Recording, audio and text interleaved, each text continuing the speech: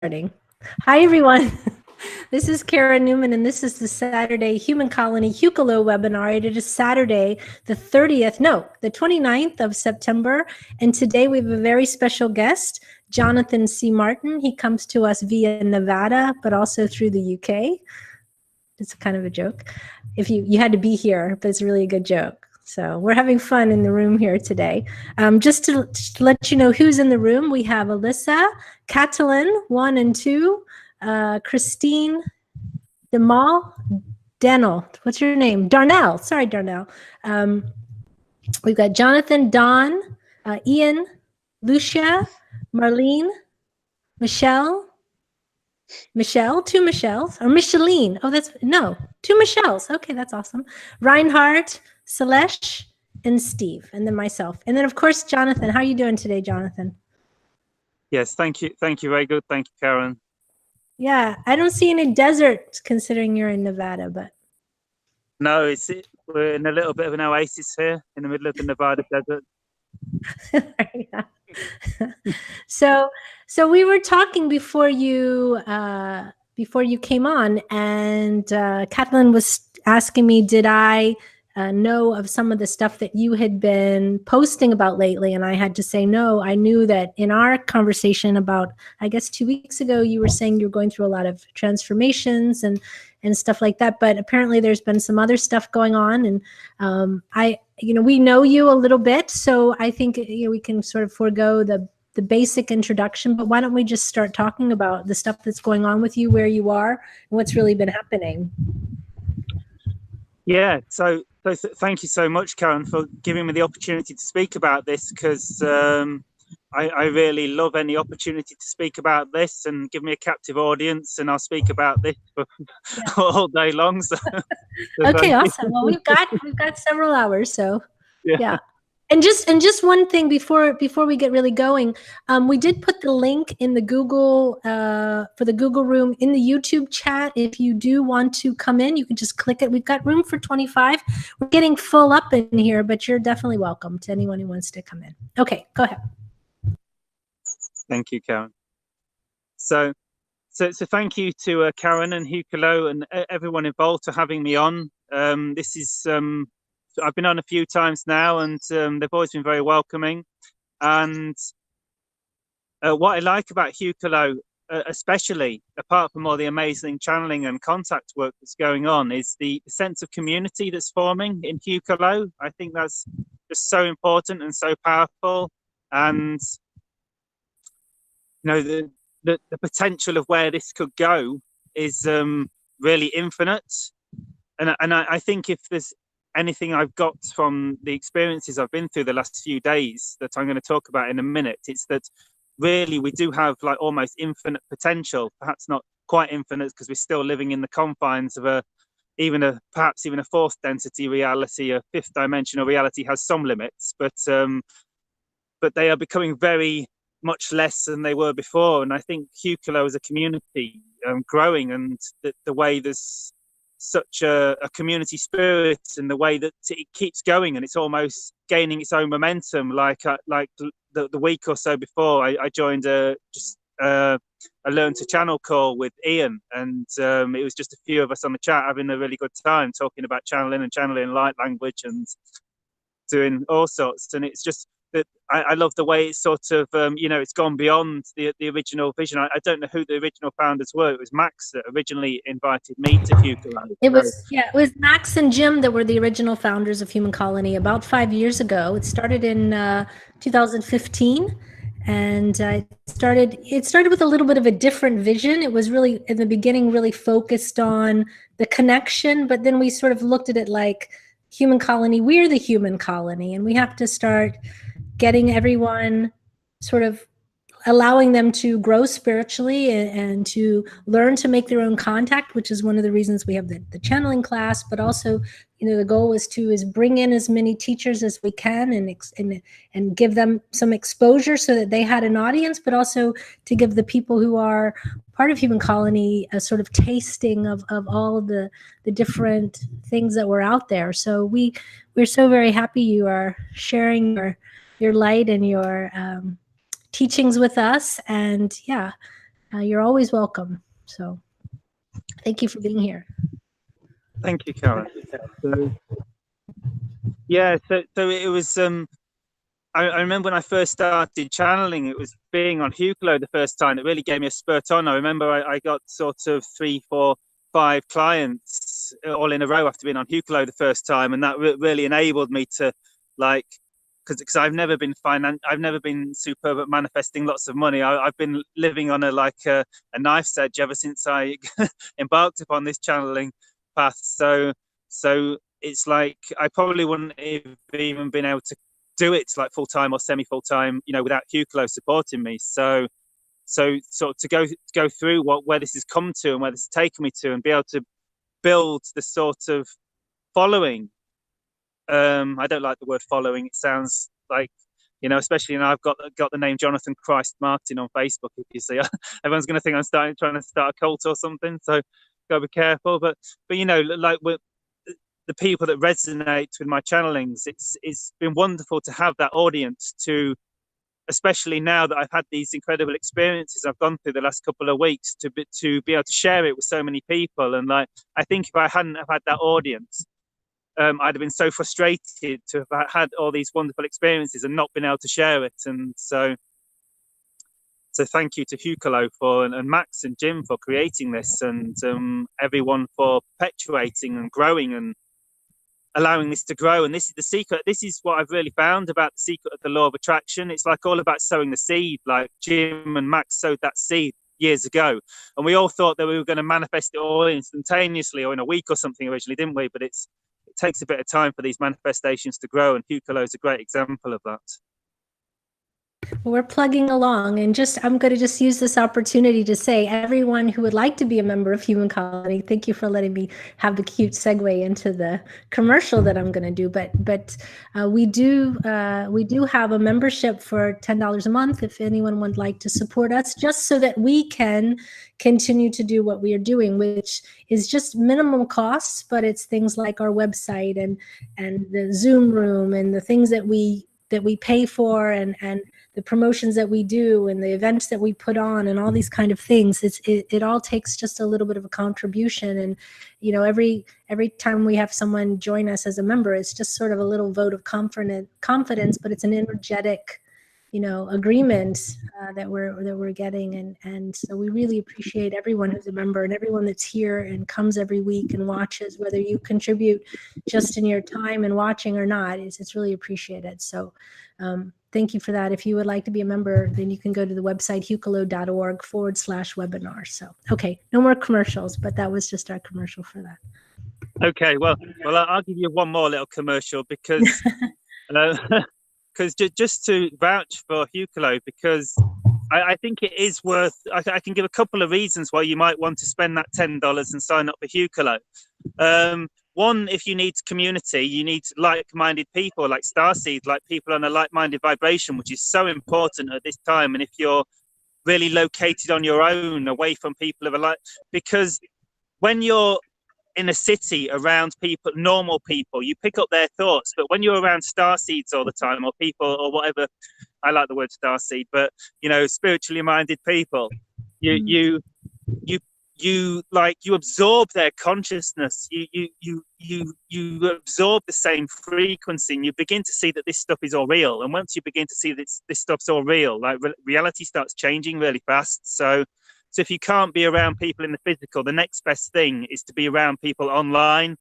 And it's helped me no end having community online, just on Facebook and stuff. So and a part of this to me, you guys probably think I'm coming on here to do channeling for you, but this is therapy for me, being able to talk about all my stuff to you guys. So yeah, and also I've seen a lot of people go through big healing processes in Hucolo, and I'm sure there's some people can talk about this for themselves. I know there's people in Hucolo that have gone into Hucolo, I was on a lower vibration when I found Hucolo. I've gone through a huge transformation, and I'm sure Hucolo's played a part of that.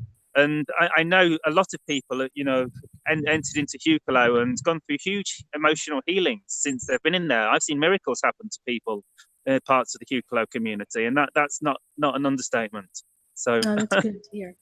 That's good to hear. Thank you for that. So tell us, what has been going on then with you? What is happening? thank you. So Is it hard to talk about, or is it intimidating to talk about? Is it? yeah, it's hard to talk about. What I noticed was that I'm only able to talk. So basically, I've been on the Yahyel ship. Oh, great. In like in waking state, or in waking state, and in sleep state, and how's it been? Yeah, well, it's a bit hard to fully say the waking state, but to cut a long story short, I was in the middle of the forest and everything went multidimensional. And then the next thing I knew, I'm stood in a different position and there's fighter jets flying around my head or swarming around me. And I'm in like this state of oneness. So it was quite intense. Wow. See, you never should walk in the forest alone. That's what that was your first, that was the first thing.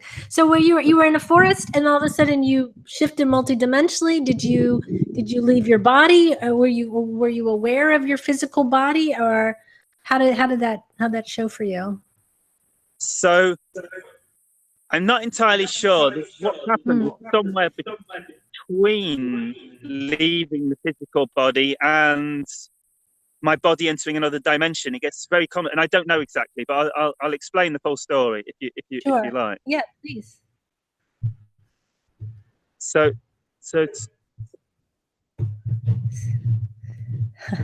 we're having some interference, so let's everyone concentrate. Sometimes when this information starts to come out, the interference starts. So just give a moment. Yeah. We all need to merge consciousness and merge, open our hearts to each other. I know it's hard. I'm getting nervous already. Don't be nervous. We're just friends sharing in front of other friends who happen to be watched by other friends on a worldwide basis. I'm joking. Yeah.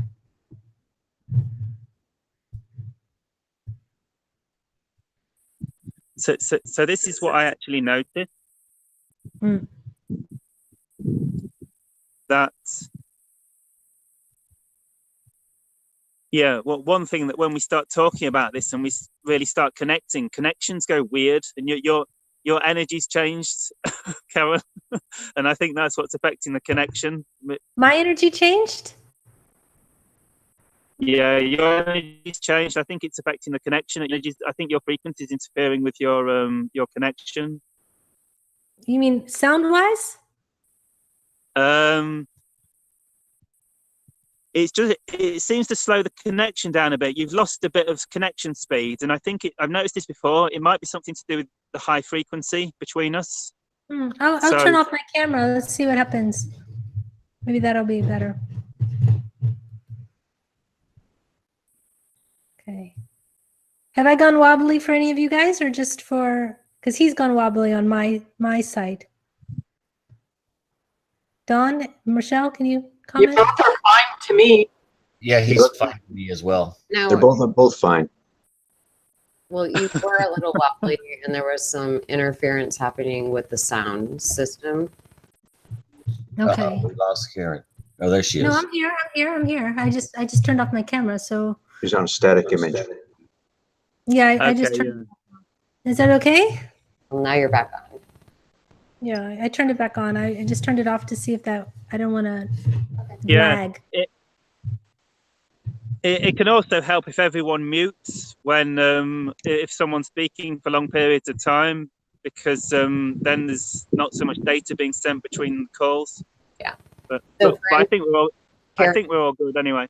If you mute while he's telling his story, then you won't get any feedback loops and stuff like that. Yeah, I understand. So I'll mute, and then we'll continue. One moment. Yeah, thank you. Let me just change the thing so it's locked on you. One moment. Let me change the picture. Also, so it's not bouncing back and forth.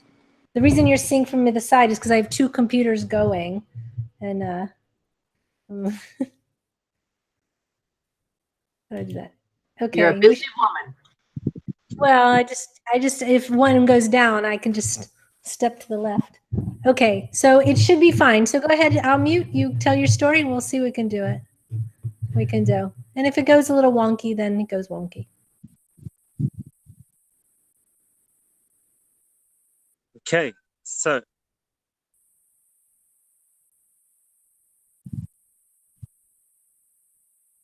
basically, I had this experience 9 years ago, and then this is what started all this for me. Basically, I started watching Bashar in 2008, and then in 2009, I had what I now know to be contact with the Yahyel in the forest, but I didn't know at the time. It was I still have no memory of this first experience. But what happened then, and what has just happened again, like 2 weeks ago on September the 11th, just recently, is that I'm in the forests and my frequency starts going very high. My vibration starts going very high. And I now know it's because the ET craft is coming in. And what's happening, I now know, is that the ET craft is coming in, but I'm not aware of it. But in post hindsight, I know this is what happened. The ET craft is coming in, and I'm unaware. And as they're coming in, their frequency, their vibration is so high that it's causing my aura, my energy body, my frequency, my vibration to expand and rise like dramatically, like really fast. And there's just some people walking past, so if I pause, that's why. But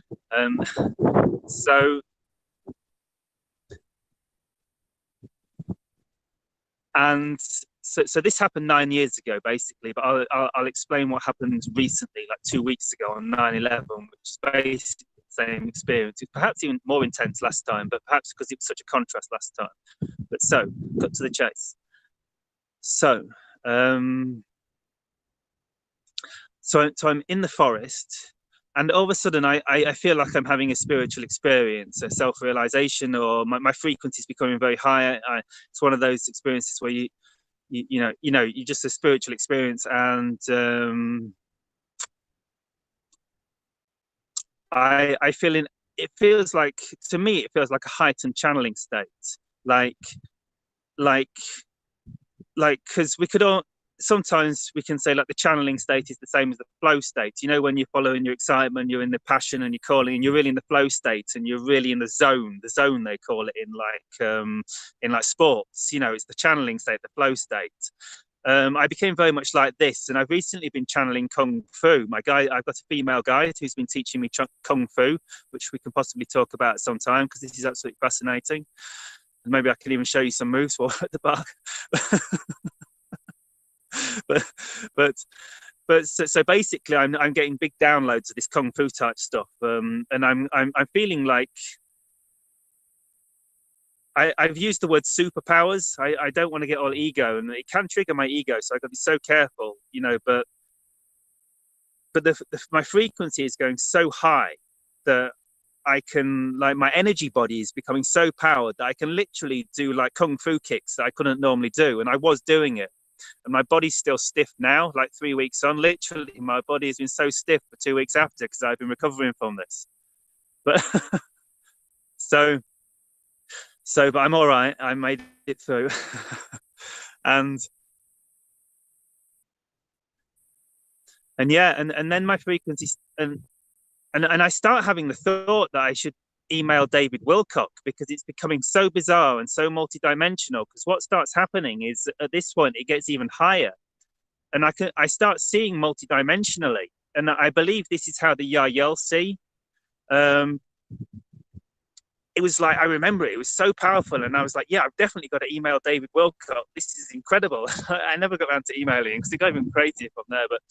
But so what happened? I can see all future possible realities laid out in front of me. This is as one possible reality. It's like, you know the idea in like spirituality and quantum physics of like superposition in quantum physics, where like the tree, like the tree here, the tree behind me, this beautiful yew tree, according to superposition in quantum physics, it exists in infinite possible places at once until we focus our attention on it, and then it exists in one place. And this is how I began to see reality. I began to see reality that there wasn't just one like forest in front of me, one path in front of me. It's almost like you could visualize it as seeing like, instead of just seeing like one tree in front of me, I could see like 1,000 trees or 1,000,000 trees, and they're all potential future realities, potential possible realities, depending on the choices I make. And this is what I see, and this is how I started to see and experience as the Yahyel experience. And what I saw and experienced was that they see like this, they see like infinite possible parallel realities in front of them, and what all they have to do to the way they choose their reality and manifest their chosen reality is by seeing the infinite probable parallel realities laid out in front of them as potential realities, and choosing the reality they prefer, and focusing their conscious concentration and their focus and their resonance on that reality. And well, I guess they pretty much instantaneously shift to that reality if they want to. So this is what happened just before my period of missing time. So if there's any, we can't hear you, Karen. So if there's any questions anyone has about that, Karen's muted. Okay, what I was gonna say to you is I know what you're talking about. In Hinduism, because I'm a Hindu and I study that very, very much, they talk about manifestation of powers, like anything that arrives is called a siddhi, and it's a side effect from opening up to different realities, and it's a very much an expected thing to happen. All of these sort of self-realized beings on the planet, they do have siddhis, and it's their ability to affect reality in different ways. And it's something maybe you might want to look at. When you talk about the infinite realities, as a psychic, I see that when I'm giving a reading to someone. When they talk about what's going to happen in the future, I literally see it spray out like, if you go this way, this will happen. If you go that way, this. And what is your most probable reality? My question to you, and so I always say to them, of course, it's your choice. Here are some of the options. Where do you want to point yourself? But have you been able to point yourself? That's my question. Have you been able to choose? Me? Yeah. Have you been able to consciously have the awareness at the time? And it's funny you say this, because I was just walking down the street, I guess it was last night, and I was thinking about pivotal moments in life, moments where I was very positive that if I had made a different choice, my life would have gone completely in a different direction. And I can pinpoint very clearly several very particular pivotal moments. And I'm just wondering, like, have you been able to see the choices and then literally go, I want that one? Have you been able to do that yet? Or have you, Yeah, do you have any? Well, it's incredible, and it's so daunting to because I mean, I did it in that heightened state. Yes, I was able to do it after the period of missing time. I was able to actually utilize it, to create my reality. And I'll talk about that in a few minutes. But have I integrated it into my life since then? Since I've come back down to earth and into reality, I'm trying to. So I'm trying my best, and and so it's a big challenge for me, because like manifestation has always been like the worst parts. Like I've always had issues in money basics. So basically I'm in full surrender at the minute. Like I'm broke. I'm behind. Before this happened, I was in a place of full surrender, like complete financial. The tower card in the tarot deck. Do you know how that means? Like complete like collapse of your entire reality, so that you can birth something new. Yes. Are you there? Are you in the process of falling out of the tower with the card? Are you that guy that's on fire that's flying down to the bottom? Well, I thought I was actually just recovering, but because I had like quite a bit of money coming today, but then it's been reversed. The payment's been reversed, so I'm not sure I'm coming out of it yet. But yeah, I was literally right at the bottom just before the contact experience, and like I guess I'm coming out of it now. So I guess I've hit rock bottom and survived, and much happier and freer because I've let go of all the shit that wasn't serving me. And it's just you know what I mean? It wasn't as scary as I thought it'd be, like it never is. And because these things never happen until we're ready. That's what I've learned. Like all these big scariest things in spirituality, like the death experiences. I've experienced quite a few death experiences as I've gone through my awakening. And sometimes they're terrifying, and you think like someday I'll get the courage to go through this death experience, but it doesn't work like that. It's just one day it gets to the point where you don't care about it, and it's just, oh, I'll go through the death experience, whatever. And it just sort of, the fear just starts to drop away, and yeah, it's just it's not as hard as you think. Just don't pressure yourself on this journey. You know, I think I pressured myself too much on this spiritual path. You know, sort of like, oh, I've got to surrender to God. I've got to go through this death experience. I've got to surrender all my clothes. Or I've got to do this. I've got to do this. And you know, when we're ready, we're ready. I mean, keep pushing, but it's easier than you think. I got to so many of these points where I felt like I couldn't do it. I couldn't go on. Because I just felt like I just had to die to like my mind, because my mind was just chattering all the time. And sometimes it just feels like you just got to surrender to like noisy mind. It feels like you're going to die. That's sort of when people sort of always want to know what level they're at. And people think there's a progression that in some way that you can map it out and that you have any control of. And that's not really true, you know? And so that sort of just, it's that going with the flow and allowing, and even the stuff that's really scary that comes to you, and it's usually anticipation of something scary, but when it actually arrives, like you said, it's not, when you're in it, you're like, well, it's not, you know, okay, I'm completely broke, but okay, it's not as bad as I thought it would be. Like for me, that would be a big stability fear that I would have. And then, you know, something happens, you're like, oh, okay. I'm still here. I am still here. But you can't. Yeah, but that's the whole thing, this whole dimensional shift of just really being in this flow of allowing and trusting. And the more we think that we can control it, the more the universe proves us wrong, that we cannot control it, and that we don't have this, we don't have the control of that. So I recognize what you're saying. I'm sure a lot of people do as well. Yeah. So what else? So you've gone through this sort of, I would say, forced surrender. Well, it's like you can either surrender or you will just exhaust yourself trying to hold on, you know, which maybe some of that has happened as well, where you just say, okay, it's just not worth holding on anymore. Let's just let it go. So how has that brought you to where you are now in your current experiences that you're having? Yeah, well, so basically I've been trying to like ride this wave ever since the experience. I've had this opportunity because I still do the odd gardening job, and like gardening job was my old life, and it still resonates a little bit. You know, it can be nice on a sunny day to be planting some flowers and what that. But, you know, I realize it's not my destiny to be gardening full time for old ladies, as much as nice some of them are. but so where was I? Oh God, I'm completely lost.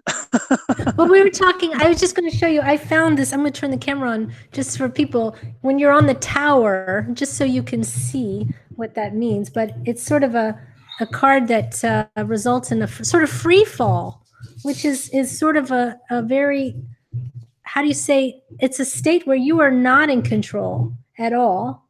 I'm just trying to put the camera on to where it can be, on me where it can be seen. How come I'm not on there? Yeah, because free fall, I heard some non-duality teachers talk about the idea of being in free fall. Like after having big awakenings, like I think it was Tony Parsons or someone like that, these classic non-duality teachers who have interest, he speaks of like living life in free fall. It's like you never know what's going to happen. Yeah, wow, what deck's that? Oh, this is a beautiful deck. It's the Gilded Tarot. It's a beautiful, beautiful deck. It's Gilded Royal Tarot. The cards are just absolutely breathtaking. Yeah, but this is when you said it, this is what I thought of, just being in complete, you know, yeah. That guy is not, he just has to go with it because it's happening, you know? Yeah, I like that one because it's got so much light, because you see, this is what I saw from, it's a bit of a download I got from it, like the lightning bolts. So the lightning bolt, I guess it's like is that scene in the movie The Secret where they're talking about manifesting and they're talking about electricity, and he says like electricity can be used to cook a man's dinner, or it can be used, or it can cook a man. There you go. And it's like that lightning bolt, because this is what the tower symbolizes. You know, that lightning bolt can hit you, and you can be hit by God, like this lightning bolt from God. And like you can either use that to just give up and like lie down and like just die, or or if you trust in a higher consciousness, you can really surrender to that and see, well, this is a blessing from heaven. I know this is, you know, I've learned about the tower card.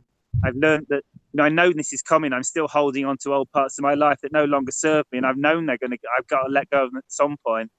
And this is sort of what it's about. If you don't let go of those aspects of your life, it's the building up the tower, like building up safety in a physical reality in the manifest world. Like you could equate it in the modern day to getting a 3-bedroom house and a Ferrari, and like, you know, that, you know, and building safety in the physical world. It's God destroying that safety in the physical world so you can break into the freedom of like an energetic, you know, fourth density, fifth dimensional reality where we energetically create our reality.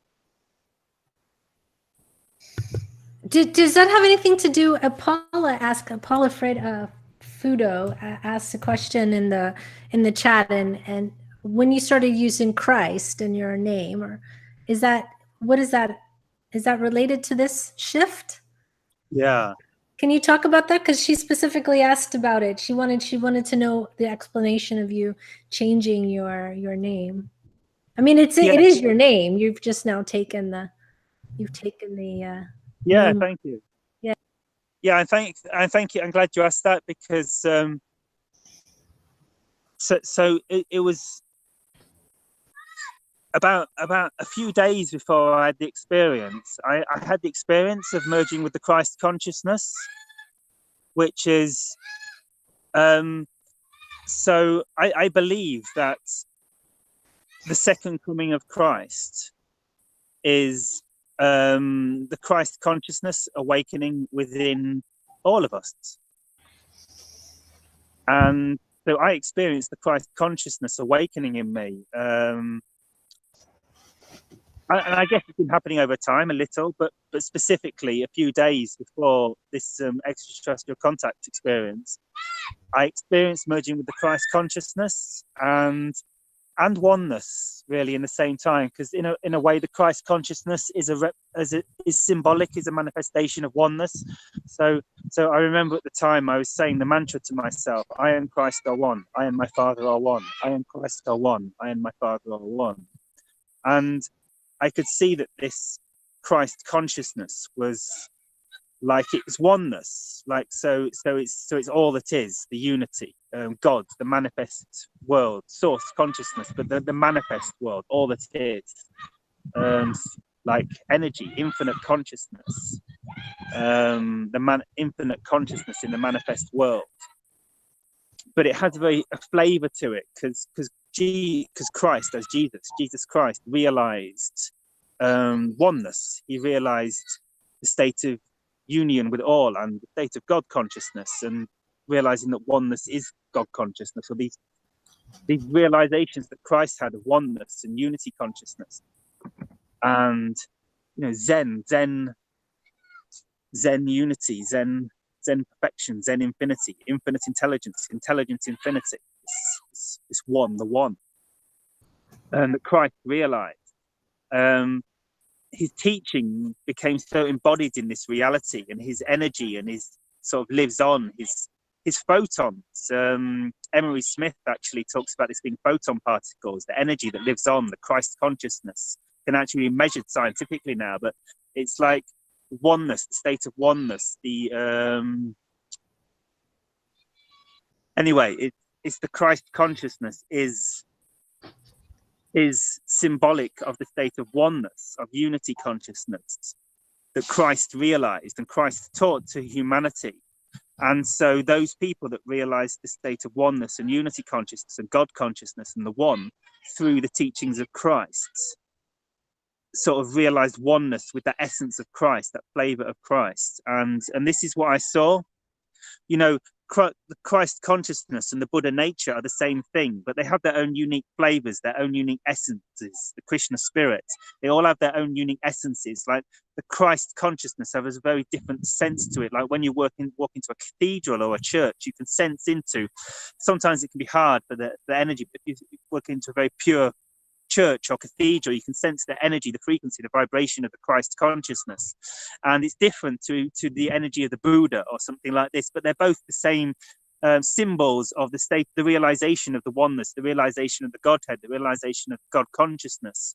So I had this realization of the Christ consciousness, of the state of oneness, a source of awakening to our true nature, our true consciousness as manifest conscious beings in reality.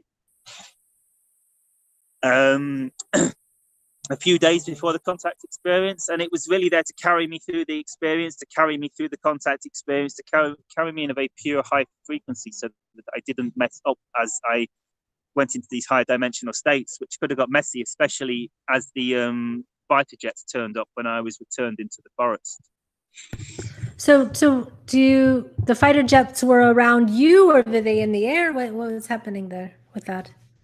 So, I don't really want to focus on that, but you brought it up, so I'm asking.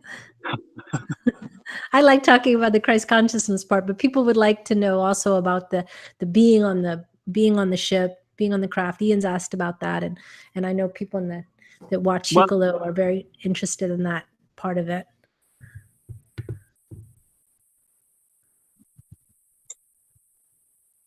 So before the jets turned up, there was a period of missing time. What would you guys rather hear about? See, if we focus on the fighter jets, we can risk manifesting a negative reality. So it's up to you guys. It's probably best we don't. I think, in fact, we definitely don't. Now I've said that, I think let's just forget about that. So I don't understand why that would be negative. If the fighter jets are just, if they're seeing something, they're exploring it. I mean, they probably have as much interest as you. So I don't think that if you believe it's negative, okay. But I would just say it's some guys in a plane doing their job, you know, finding out what this giant UFO is doing. So thank you, Karen. Yeah. I mean, you know, truth to power, really. Yeah. So it's up to you what you feel comfortable with. We don't want you to go into a negative state. We don't want that. People just ask the question, but maybe talk about being on the ship if you would like to. No, I'm glad you brought this up because you're spot on. And so the point is that as we start to enter into the consciousness of this experience, our frequencies are all going to rise, and what we focus on will create our future reality. We're like manifesting as we go now in this higher conscious state. So I'm just saying we've got to be careful what we focus upon, because I did start to focus upon things that weren't of the highest, and I noticed them start to amplify and manifest. So yeah, that does happen as well. So yeah. So why don't you talk about then being on the actual ship? When people want to know what it looked like, what did it sound like, what did it feel like, if you can. So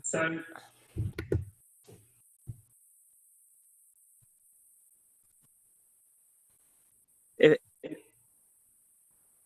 I can just take us into a little guided meditation, or do a little bit of toning or something to perhaps if we can all center our energies, yeah. I'm getting a little bit, because some of this experience was so far out there that when I start going into it, you know, it's like stuff out the Matrix, and it's like I get a little emotional, you know, because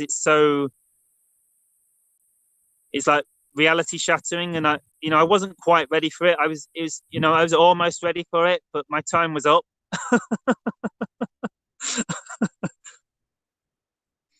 We can't hear you, by the way. Oh, sorry. I was moving my chair. Anytime you're sort of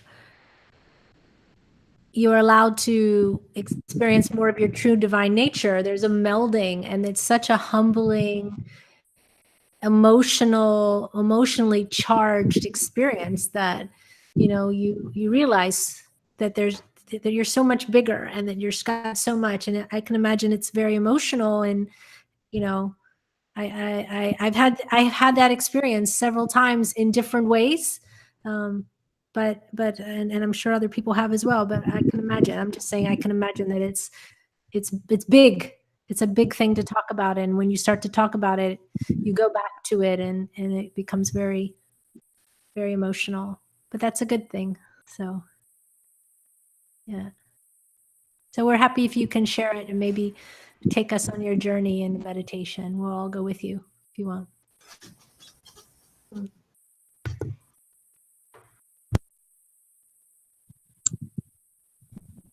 Yes, so this is like really deep and psychologically powerful and emotionally healing potentially for, I think, all of us, perhaps specifically me, but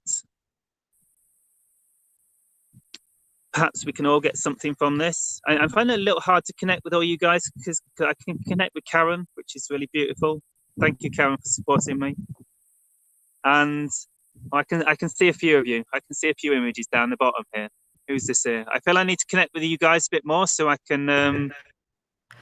I'll say everybody's name just so you have an idea who's here. We've got Alyssa, we have Catalin, Christine, Darnell, Dawn, Ian, Jonathan, Lucia, Marlene, Michelle and Michelle, Reinhard, Selesh, Steve. In the chat, we have watching on YouTube, we have Tracy, Timothy, Paula, Organic Apple, and some other people that are there that I haven't seen, but you're surrounded by love and we're all happy to be here with you. So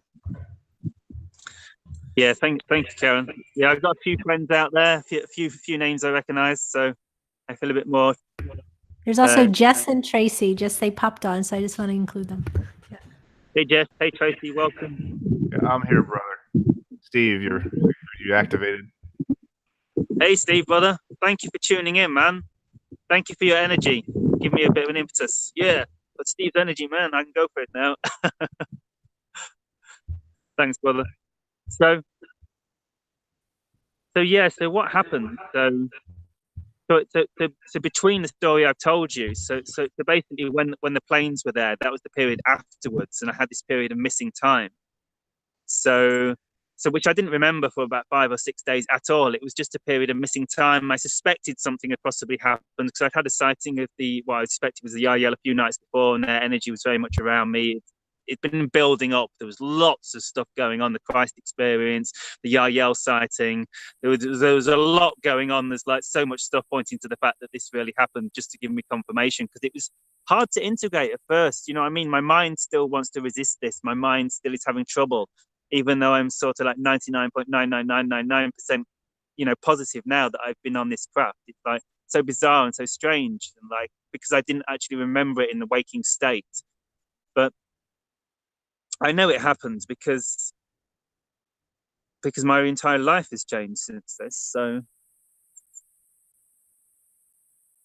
do you think you said it before, but it just sort of registered what you had said, that this opening to this Christ consciousness allowed you to have this experience, and you probably wouldn't have had it if you hadn't opened to this Christ consciousness, which speaks very much to how we would prepare ourselves for this kind of encounter or this kind of experience. And maybe it's, you know, they're always there, but the ability to actually experience it, see it, visit it is not available until we there where you went in that way. I don't know if you agree or. Yeah, I think you're spot on with that, Karen, because this is what I realized, and you're helping me integrate this more. See, my doubting mind was almost coming up again, but you just like in talking to you guys and grounding this in reality, you know, helps me see how real this experience was, and the way I know it was real, and this is what convinced me the first time in a similar way, that the reality that I've started to recall on that ship was so amazing that just by being able to recall that reality and share that reality with this world, you know, even if I never had another experience again and I just spent the rest of my life talking about the snippets I remember from this period of missing time, it could completely transform this entire reality if we began to, you know, live in the, or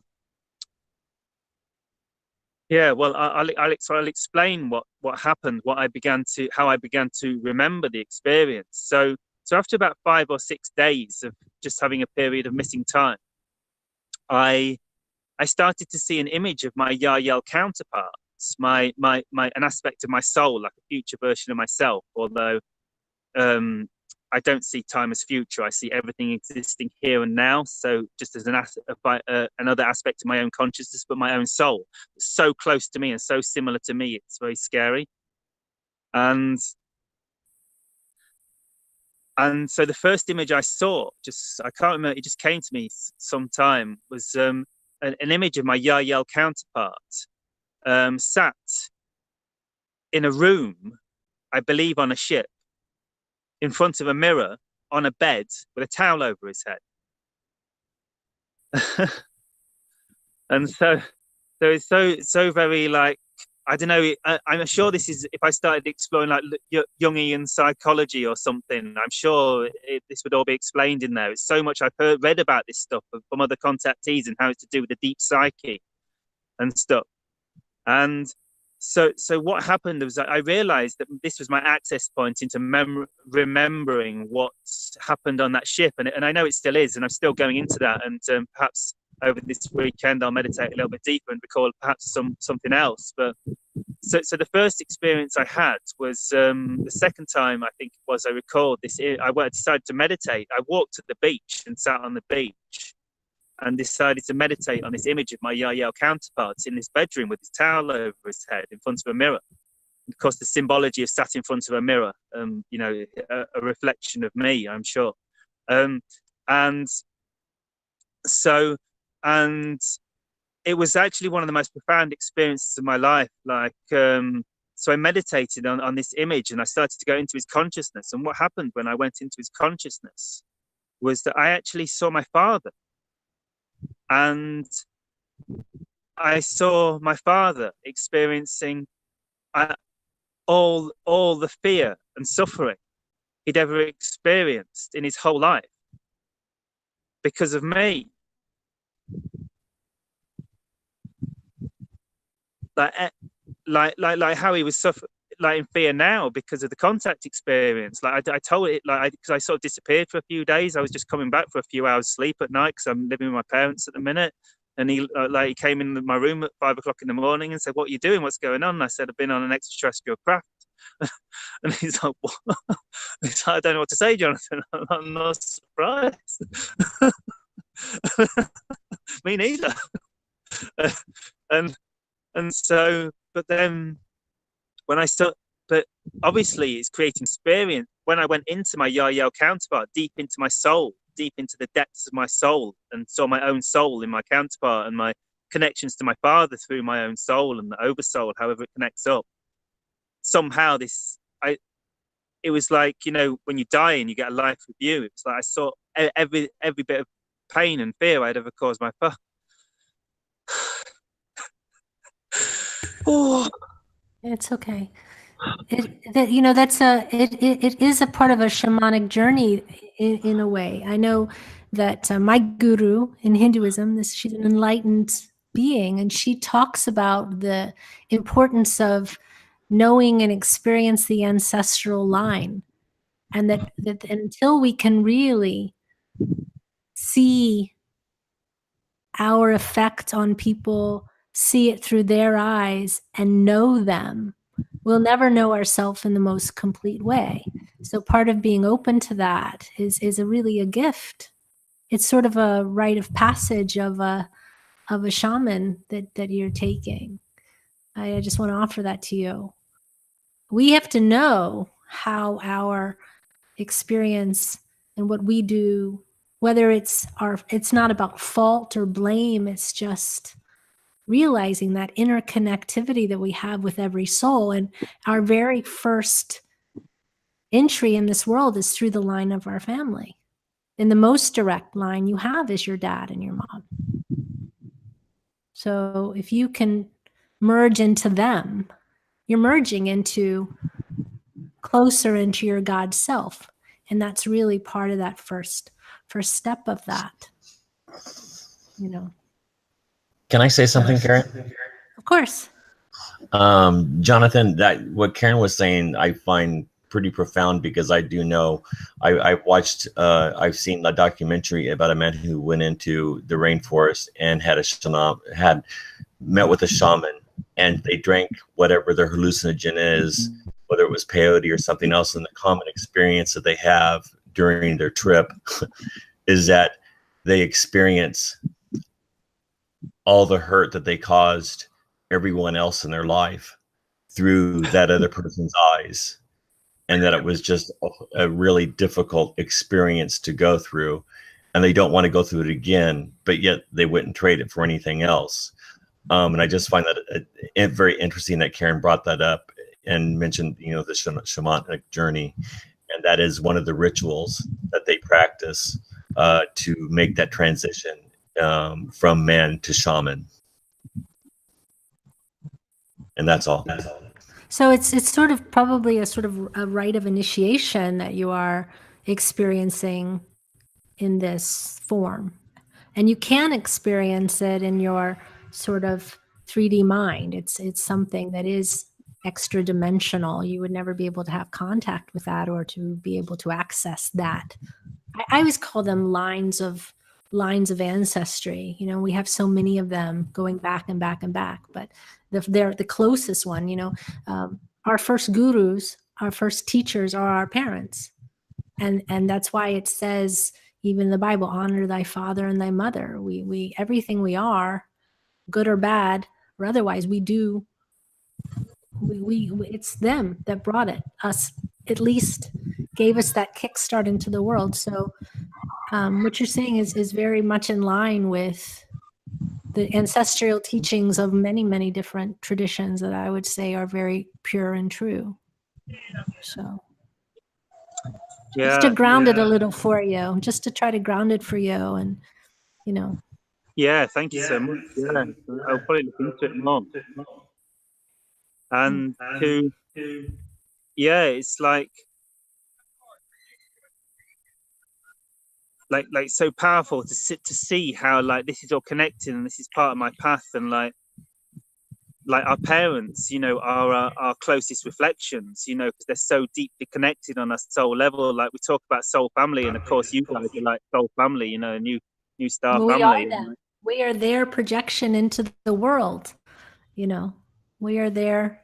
We have come from them. Yeah. Yeah, it's powerful. Yeah. So our parents are often our closest loved ones, but often also our most difficult relationships, and how many of us have gone through those phases of wanting to kill our parents because they just, wind us up so much. And that is, literally it can manifest to literally, so much anger towards them, and for frustration, especially as we've been suppressed as, spiritual beings growing up in this peculiar planet. Yeah. But I think it's ultimately coming to see that, we do love them. I mean? I love my father, like perhaps more than anyone in the world. He's one of my best friends. We've got so much in common, but at the same time, we've got so much in common that we drive each other insane. But it's coming to see that, it's we do love our family so much, and this can get covered up with, all these years of conditioning and hatred, and so many families are destroyed, by this conditioning that's been laid upon us by society. But if we can come to see that, in our heart of hearts, we love them so much, so much, and, use this to shed our conditioning and step into our true self, so we can show them empathy and compassion and love. And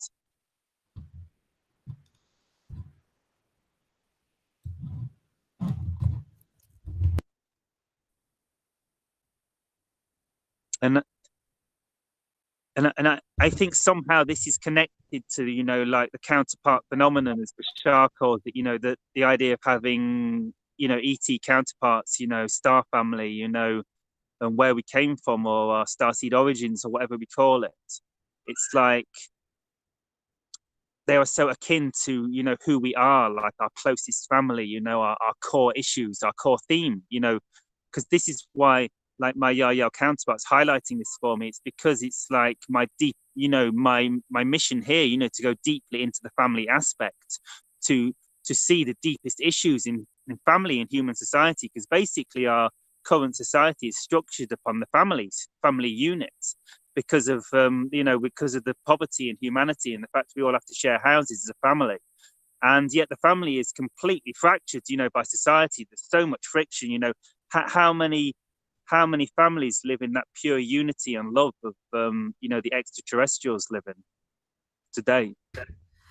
Well, I think in the West, I'll just say this. I think in the West, we've lost a lot of the family ties. You know, we've lost that sense of community. I mean, and there's many communities, and mostly in the East, where people live. You know, it's very common that you stay in the family home as long as humanly possible, and your parents live with you, and that just becomes this, you know, and the family spreads out, and we have this idea in the West that we have to go off and be on our own. We probably have lost the memory of how strong we are as a unit, how much our tradition and how much our ancestry and how much those lines are really important to maintain. And somewhere we've lost that plot a little bit. I'm not saying that one way, you know, it does make a lot of sense, because the healing that we have to do a lot of time comes with because of the distance that we have, and our inability to maintain those close relationships. And, you know, we cut out people out of our lives, and we walk away from them, and we never look back. And, you know, there's something to be said about coming back into the fullness of who we are. You know, the fullness of who we are includes everything that we are. And it's not to say that people don't need to walk away from bad relationships or anything, don't get me wrong, but I'm just saying, as a society, we could do better. I'll just say it like that. We could do better. When you've seen it from my perspective, it's like being on an extraterrestrial craft buying unity and love and harmony and like oneness, infinite unity and like womb consciousness. It just seems so ridiculous the way we live on this earth. Well, I'll tell you something and I don't want to make this about me because this is your time, but I will tell you something, and this is something I'll share with everyone. You know, there was a moment when I had a very, very powerful experience, and I was thinking, oh, I want to love the world. And I'd had that kind of Christ experience. And I had at that time really not a relationship with my dad. And I was saying to myself, oh, you know, I love everybody. I just want to share this love and this oneness. And then I was driving and I heard, okay, but how can you have that if you can't even heal the relationship between you and your father? How are you going to do that? And it really made me stop and take pause, like, that's my first thing I have to do. If I can't heal what's directly in front of me, how am I going to heal the whole world? You know? And I've come up against that many times, but in that moment I took the decision, okay, yes. And then in the next moment I had a big opportunity to mend that relationship. So we don't realize how important, we think everything's outside of us that we need to take care of and it's far away, but really, you know, it's the person in the next room, you know, that we really got to make peace with. Yeah. So anyway, but anyway, back to you, Jonathan Christ Martin. And yes, and yeah, and that's really exactly what my Yahyel counterpart said to me. You know, they don't mess around, these guys. You know, there's so much love and compassion from them, but they get to the point, and it was like when I started having these deeper connections with them, it was like, well, yeah, you're this spiritual teacher, and you think you're so great, and you're doing on this journey, you're going home and you're getting angry with your dad. I mean, that's the lowest of the low. And they're like, well, and I'm like, oh yeah, shit. You got a good point. And so, you know what I mean? They cut straight to the point. And so, yeah. And so just checking my battery on my phone, 17% should be good for a while. So what happened on the ship, what I'm remembering,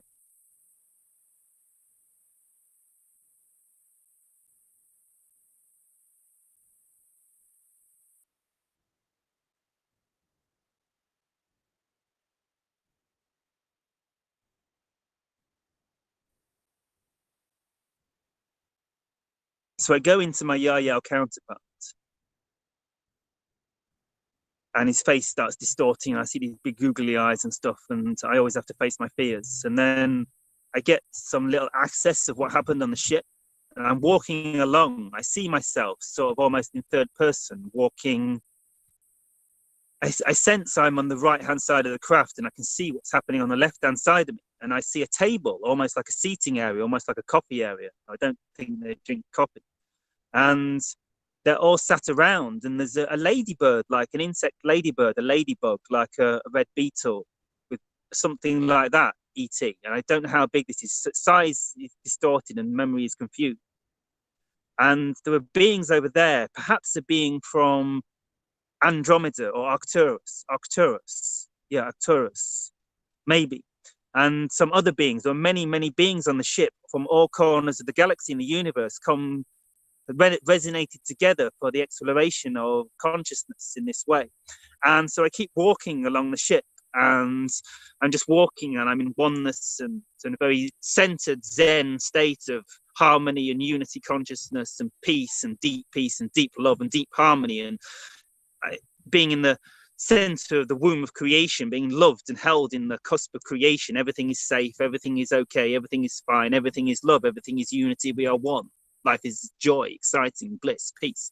So I keep walking along the ship, along the craft, and I come a little bit further, and there's like fish tanks, like aquariums, like full of all different species of animals, like aquatic beings that can't survive in the environment of the craft. So they have to be engaged in aquariums, and they're small beings, all different insects and creatures that I can't see, but I know they're in the aquariums, that have come from all different areas of the galaxy to explore this experience we're having on Earth at this time. And so I see two beings here, two more beings. I feel my Yahyel counterpart is guiding me to the right now, perhaps, but I see two beings to the left, and I don't remember one being. Perhaps the one being I don't remember has got blue something. I've communicated with this being, but I can't remember him now. Blue being? Is it a blue being?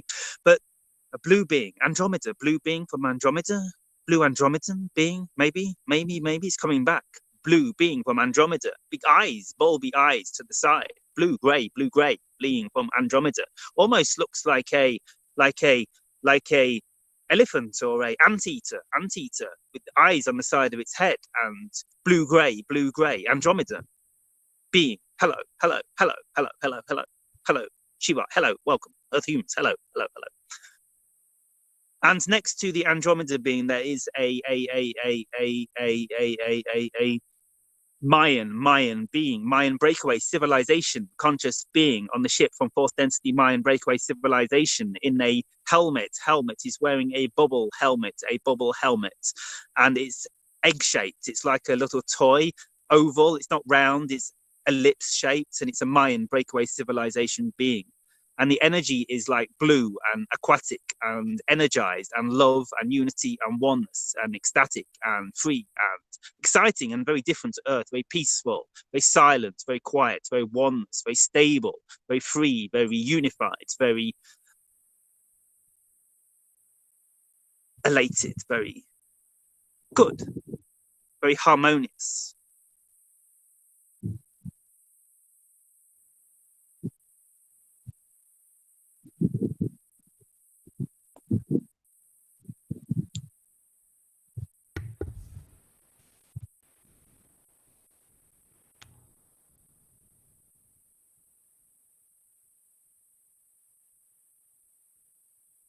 Thank you for sharing that.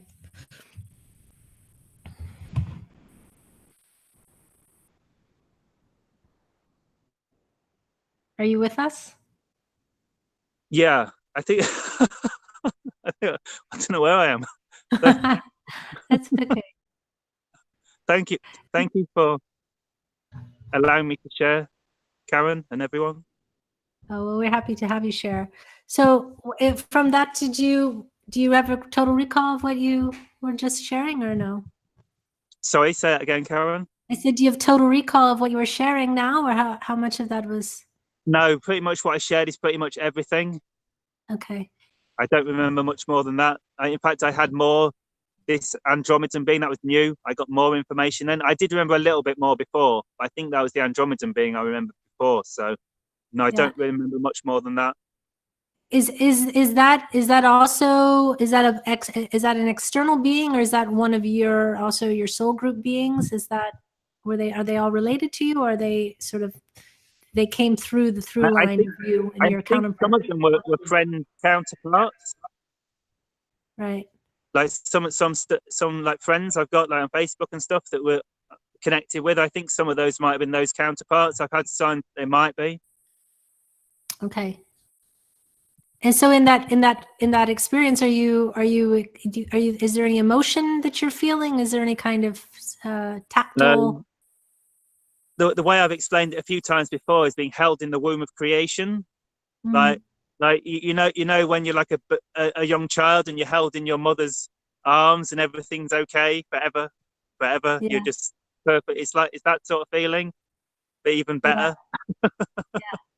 Because you're held in the womb of gods, of infinity, and the goddess, the womb of creation, like love, unity, harmony, peace, oneness. I know your phone is going quite quick, so if there's anyone that has a question for Jonathan, why don't you type it in, or if someone in the chat has a question, Ian, or anyone to have a question, Michelle? Make it short, to the point, because we don't have him for very long. I think I see him. We might lose him, but we will never lose you, Jonathan. Just maybe connection to you. Go ahead. Deep gratitude, Jonathan. Thank you so much for sharing your story, and thank you so much for being vulnerable.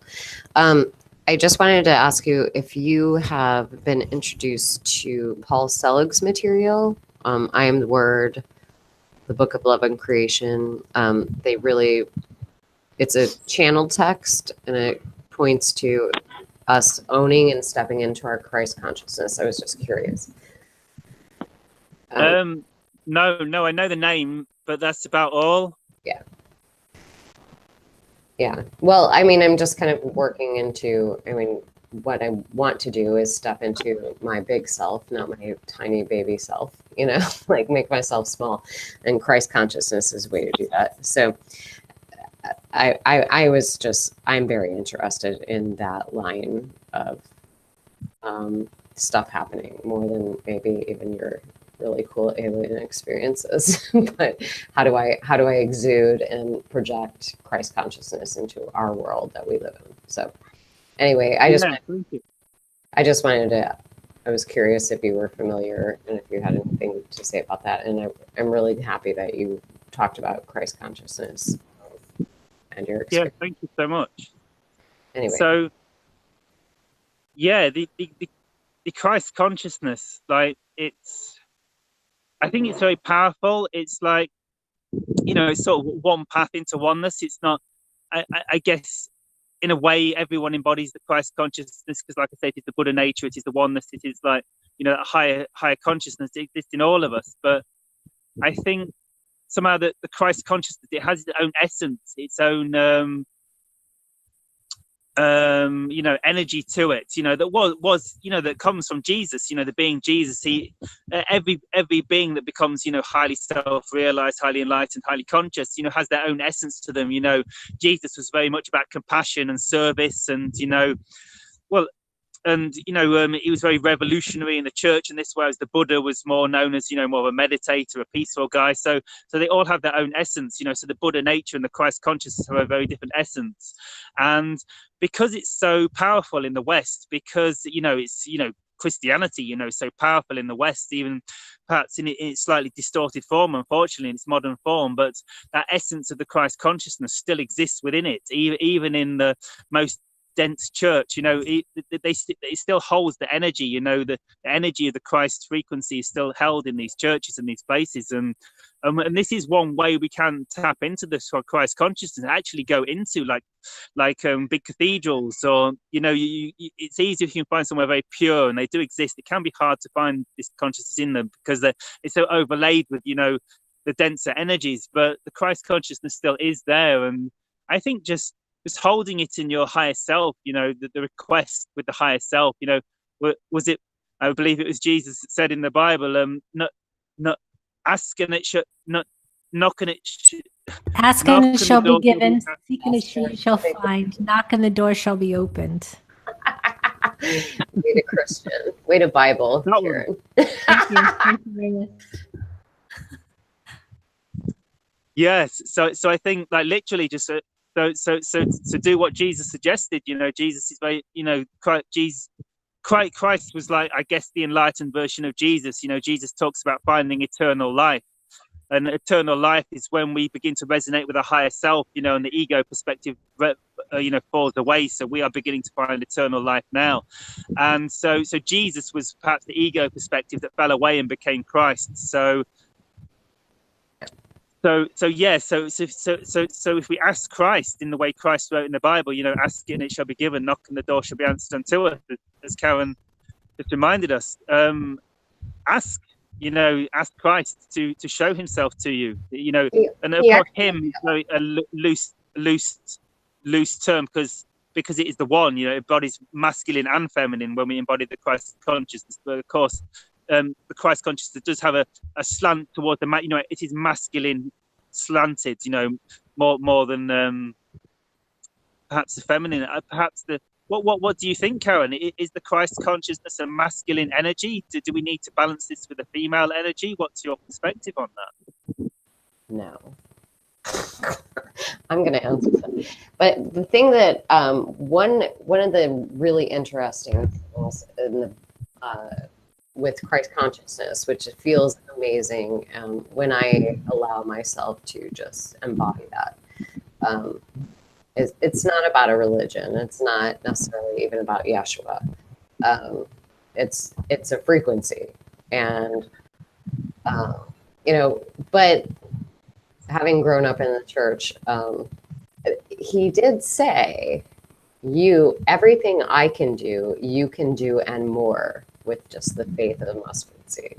Like everything I can do, so all my healing, all my teaching, all these things I can do, you too can do these things. You don't hear this in the church anymore. They don't say that in the church, do they? They say go home and be a good girl and like go to school and don't get married before you. Right. Don't have sex before you get married. Yeah. So, you know, they like, so anyway, I was just throwing that out there. Like, you know, this isn't about a religion. It's literally about a consciousness, you know, and that's just a frequency.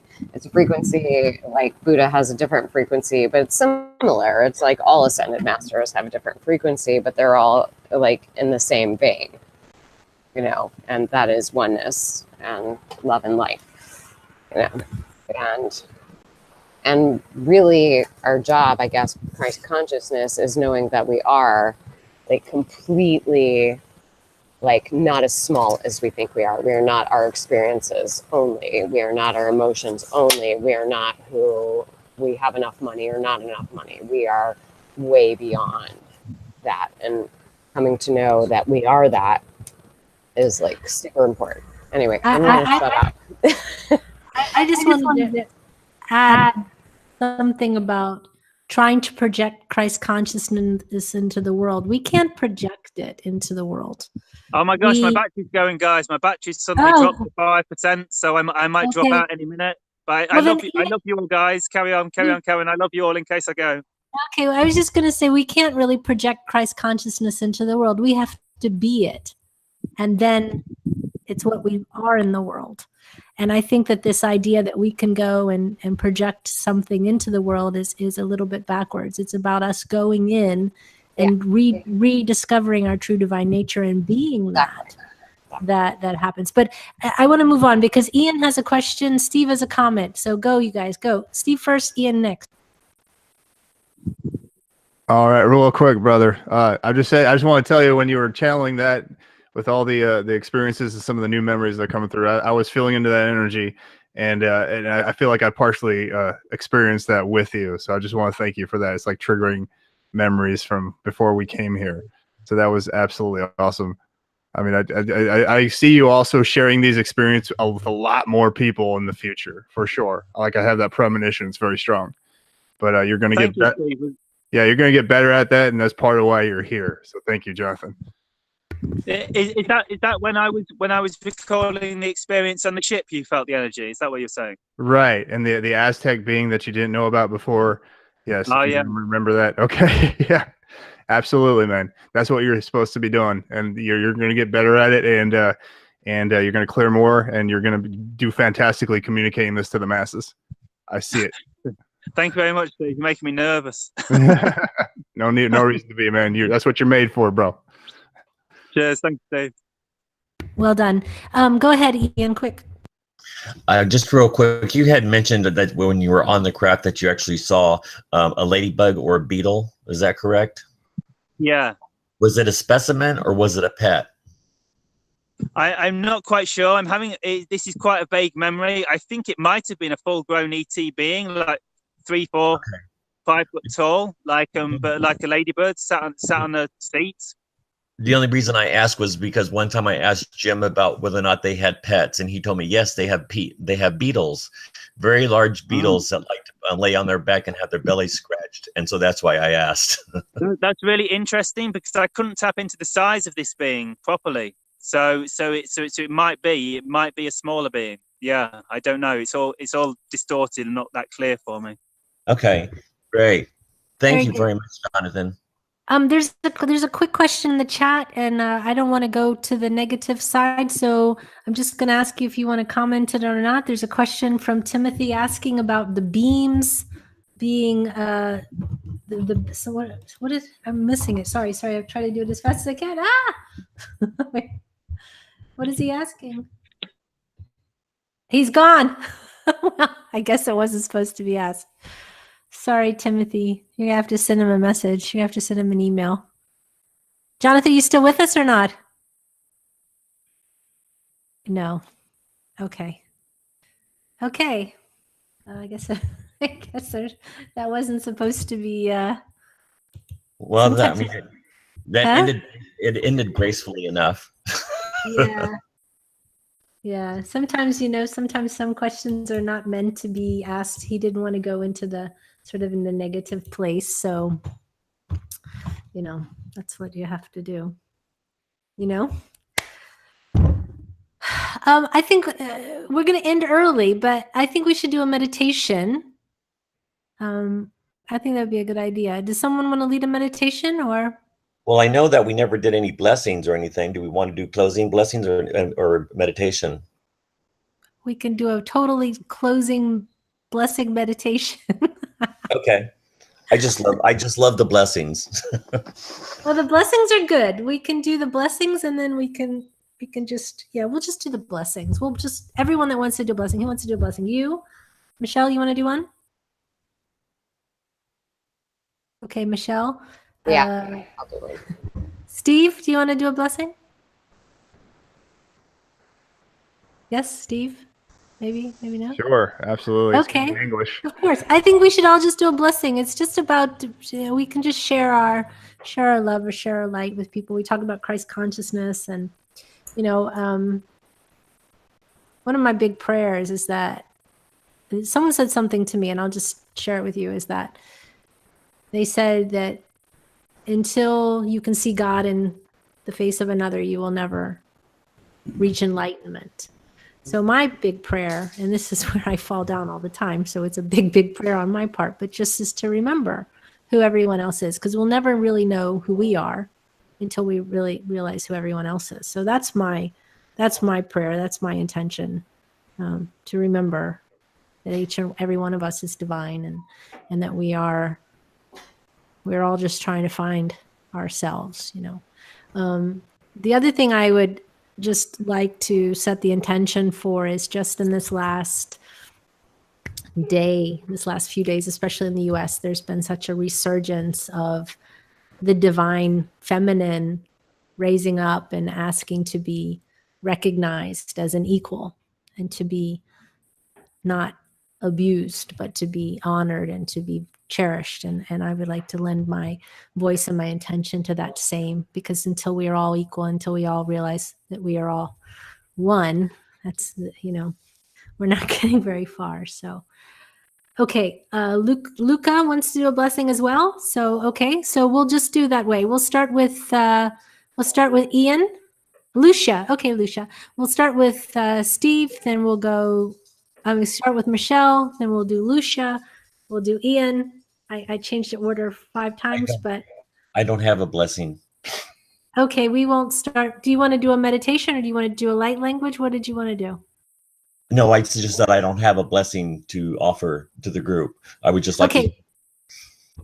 You would just like what? You just like to hear it? Yeah, I just like to hear all that. All right. Okay. We'll start with Michelle, and then we'll go to Lucia, and then we'll go to Steve. And anybody else who wants to do it, just put your name in the chat. Go ahead, Michelle.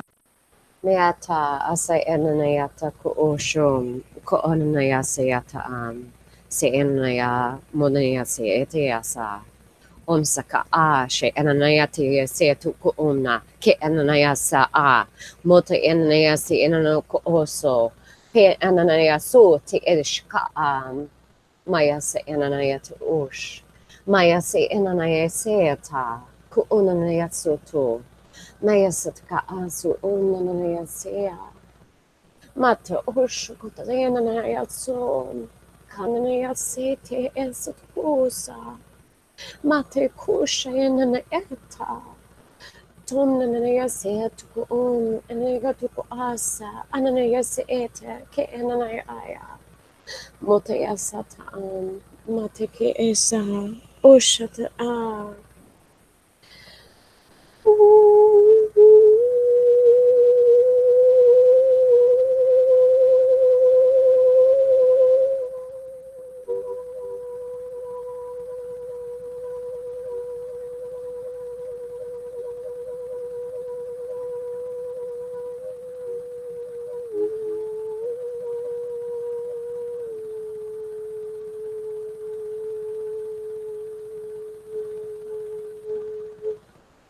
Namaste.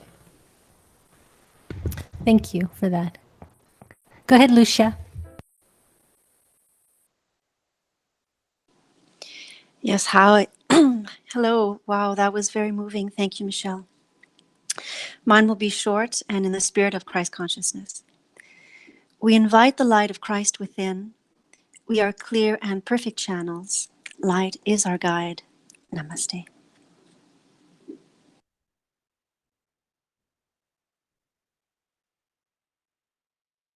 Is there anyone else that wanted to do one? Did I miss? Who did I miss? I'll do one real quick. Okay, Steve, perfect. Go ahead. May we focus and exude the thankfulness for this community, and may we grow in boldness and confidence, and exude that positive energy to one another for encouragement as we learn to find joy in each other, and then also branch out and find joy in all of humanity, as they're all aspects of ourselves, so that we can take joy in all of the shards of God that we come across. That's perfect. Karen, I'd really like to share something. I've been practicing this, and I've been practicing this for a really long time, but I've really restarted this because I've been re-listening to these Christ consciousness things. And what I really do is I live in Baltimore, which is like one of the top 10 grossest cities in the world to live in, like a lot of high murder rate, etc. And I just look people in the eye. Like I literally look every single person in the eye, and I offer them from my heart to their heart love. Like even if they're scary looking or whatever. And it really has been a super wonderful practice because it's very, people aren't used to being looked at in the eye and being given a smile and a hello or whatever. And it feels so beautiful when they receive it. And it feels okay when they don't receive it too, because you have offered, Yeah. And I just think that is kind of it's not kind of a Christ conscious practice. It is a Christ conscious practice, where you're just offering, because every single one of us is Christ consciousness, no matter what you look like on the outside or whatever. And so anyway, I would just like to, proffer that as something to try out, because it feels really great. Yeah. There's also something similar that I practiced that changed my life basically. And that was, instead of getting upset at people or irritated or feel like the universe is out to inconvenience you, to step in someone's energy, feel like someone in front of you in line at the grocery store or someone cut you off in traffic, instead of getting hostile about it or going off in your mind, I changed it to just giving them a blessing and just say, I wish you happiness. Because if everyone was happy, we would be in a far better place, and these people wouldn't be angry, and I would be happier, and everyone would be happier. So if someone cuts me off in traffic, I may have a lapse and cuss them out, but immediately thereafter I say, but I wish you happiness. And it really cuts the mood down to a much better place. It's so really it's good. I know Theos years ago gave me this exercise. I think I talked about it once a long time ago, about when I was coming out of a subway, not a subway. I was in a train station, and I started to notice like all of the people rushing out of the trains, and moving to their next train and running off to work. And they said something to me like, these are vehicles. All of them are decorated differently. Look how this one has, their hair like this, and this one's wearing a red shirt. And to really start to appreciate people for who they are in their infinite choices and their uniqueness, whether it's something that appeals to you or doesn't appeal to you, that they are all necessary parts of the infinite expressing itself in its own unique way. And that's why every person has value, because you are a unique manifestation of the divine, experiencing only from your own perspective, that unique thing that only you can do. And that we should also realize that these other vehicles running around are also that unique stuff. And they would talk to me about if I could remember to send from my heart a sort of line of connection to them and let it stay with them as long as possible, so that I could begin to feel them moving out through their day, and to realize that I wasn't indeed connected to them, that it wasn't me really sending anything out, but that I was remembering my connection to them. Ultimately, we can do all these different exercises that just help us remember who everyone is. So Timothy wanted to do a blessing. Are you there, Timothy?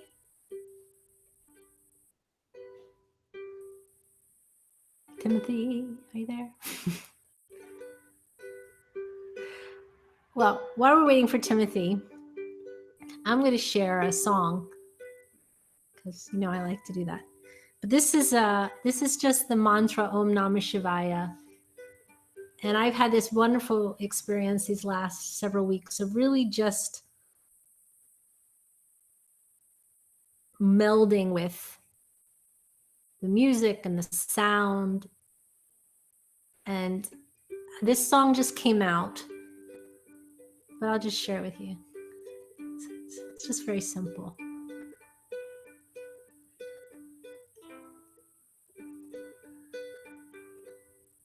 Om Namah Shivaya. Om Namah Shivaya. Om Namah Shivaya. Om Namah Shivaya. Shivaya, Shivaya. Shivai, Shivai, Shivai, Shivai, Shivai, Shivai, Shivai, Shivai, Om Namah Shivai. Om Namah Shivai. Om Namah Shivai. Om Namah Shivai. Om Namah Shivai.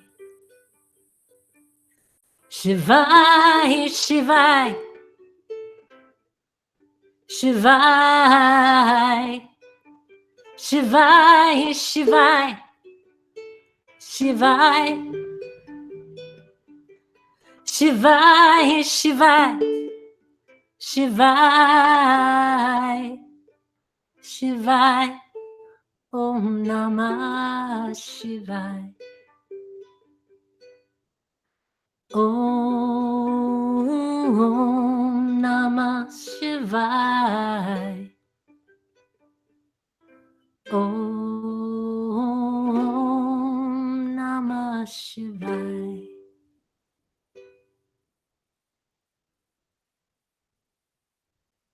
Shivai, Namah Shivai. Om Namah Shivai.